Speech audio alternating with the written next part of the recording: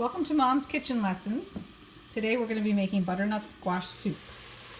I'm currently sweating down some sweet onions, and you've seen me make these before.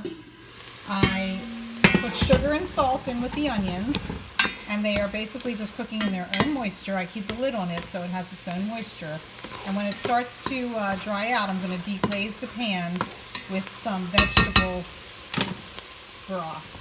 I got the Trader Joe's kind, which seems to work well for the butternut squash. So I'm going to continue to let these onions cook, and once the broth is in with the onions, I'm going to also add some water to it just to make it a little bit less concentrated. And then we're going to head over to the blender where I have my butternut squash getting ready to be mixed with the soup. I've already roasted this butternut squash.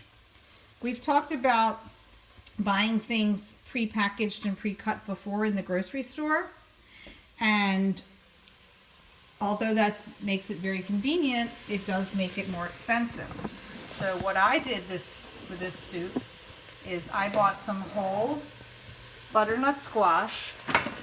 I washed it off, scrubbed it, put a couple holes in it, and then I baked it at 450 degrees for an hour.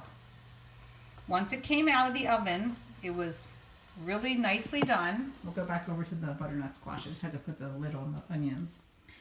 And then you cut it in half, and you can scoop it right out of the skin. It's very nicely. You can even eat it like this. This is roasted butternut squash. Very delicious.